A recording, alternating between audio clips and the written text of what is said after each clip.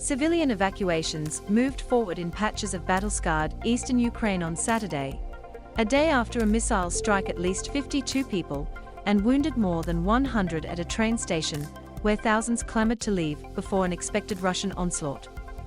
Ukrainian President Volodymyr Zelensky demanded a tough global response to Friday's train station attack in Kramatorsk, calling it the latest example of war crimes by Russian forces that should motivate the West to do more to help his country defend itself. All world efforts will be directed to establish every minute of who did what, who gave what orders, where the missile came from, who transported it, who gave the command and how this strike was agreed, Zelensky said in his nightly video address, his voice rising in anger. An elderly woman sits in a bus as civilians are evacuated in Kramatorsk, Ukraine.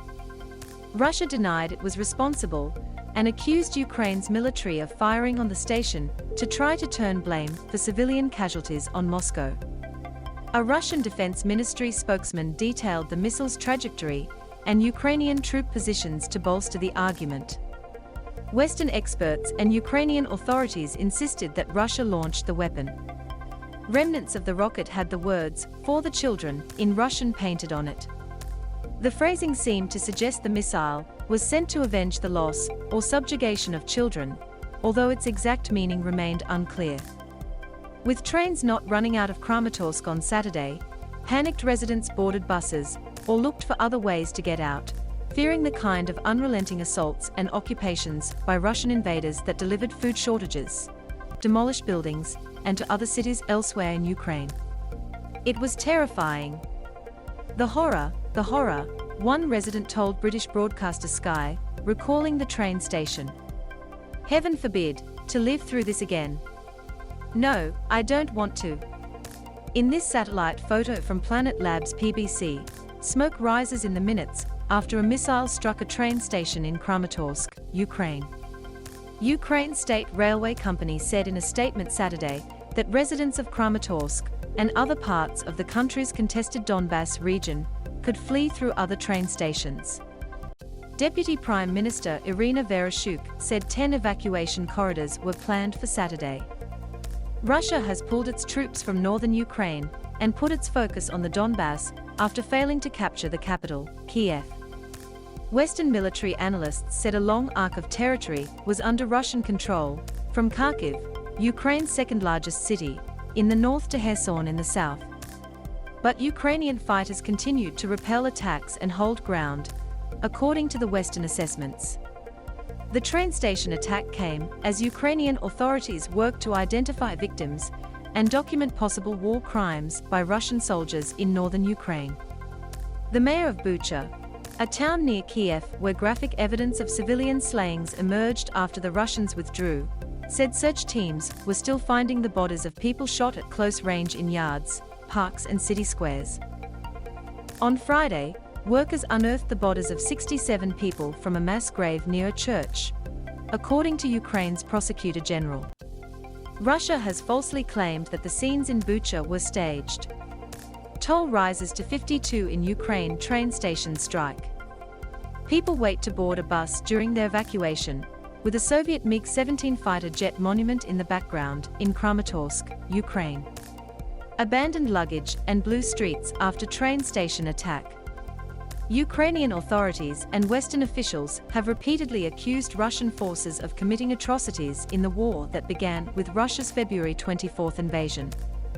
A total of 176 children have been in Ukraine since the start of the war, while 324 more have been wounded, the country's prosecutor general's office said Saturday. Ukrainian authorities have warned they expect to find more massings once they reach the southern port city of Mariupol, which is also in the Donbass, and has been subjected to a month-long blockade and intense fighting. As journalists who had been largely absent from the city began to trickle back in, new images emerged of the devastation from an airstrike on a theater last month that reportedly hundreds of civilians seeking shelter. Military analysts had predicted for weeks that Russia would succeed in taking Mariupol, but said Ukrainian defenders were still putting up a fight. The city's location on the Sea of Azov is critical to establishing a land bridge from the Crimean Peninsula, which Russia seized from Ukraine 8 years ago. Some of the grisliest evidence of atrocities so far has been found in Bucha and other towns around Kiev, from which Russian troops pulled back in recent days. An international organization formed to identify the and missing from the 1990s Balkans conflicts is sending a team of forensics experts to Ukraine to help put names to bodies. A man rides a bicycle as a tail of a missile sticks out in the city of Chuhuiv, Kharkiv region, Ukraine. In an excerpted interview with American broadcaster CBS 60 Minutes that aired Friday, Zelensky cited communications intercepted by the Ukrainian Security Service as evidence of Russian war crimes. The authenticity of the recordings could not be independently verified. There are soldiers talking with their parents about what they stole and who they abducted. There are recordings of prisoners of war who admitted to killing people, he said. There are pilots in prison who had maps with civilian targets too. There are also investigations being conducted based on the remains of the. Many civilians now trying to evacuate are accustomed to living in or near a war zone because Moscow-backed rebels have been fighting Ukrainian forces since 2014 in the Donbass. Firefighters worked to secure a residential building previously damaged by a Russian attack in Kharkiv, Ukraine.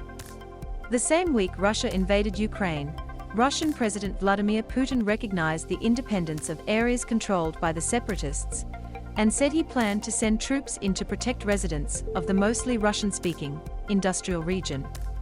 Although the Kramatorsk train station is in Ukrainian government-controlled territory in the Donbass, the separatists, who work closely with Russian troops, blamed Ukraine for the attack. Western experts, however, dismissed Kremlin spokesperson Dmitry Peskov's assertion that Russian forces do not use Tokyo missiles, the type that hit the station. The deaths of civilians at the train station brought renewed expressions of outrage from Western leaders and pledges that Russia would face further reprisals for its actions in Ukraine. On Saturday, Russia's defense ministry tried to counter the dominant international narrative by again raising the specter of Ukraine planting false flags and misinformation. Emergency workers shift the rubble from a multi-story building destroyed in a Russian attack in Borodyanka, close to Kiev. A ministry spokesman, Major General Igor Konashenkov, alleged Ukraine's security services were preparing a cynical staged media operation in Irpin, another town near Kiev. Konashenkov said the plan was to show, falsely, he said, more civilian casualties at the hands of the Russians and to stage the slaying of a fake Russian intelligence team that intended to witnesses. The claims could not be independently verified. Ukrainian officials have pleaded with Western powers almost daily to send more arms and to further punish Russia with sanctions, including the exclusion of Russian banks from the global financial system and a total European Union embargo on Russian gas and oil.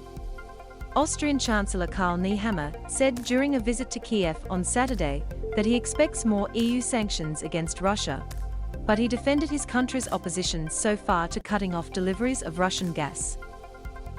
Ukrainian President Volodymyr Zelensky speaks from Kiev. A package of sanctions imposed this week won't be the last one, the Chancellor said, acknowledging that as long as people are dying, every sanction is still insufficient. Austria is militarily neutral and not a member of NATO. Nehammer was the latest in a parade of top leaders from the 27-nation EU to visit Zelensky. The head of the EU's executive arm, European Commission President Ursula von der Leyen, gave the Ukrainian president a questionnaire Friday that could lead to Ukraine's membership in the 27-member country bloc.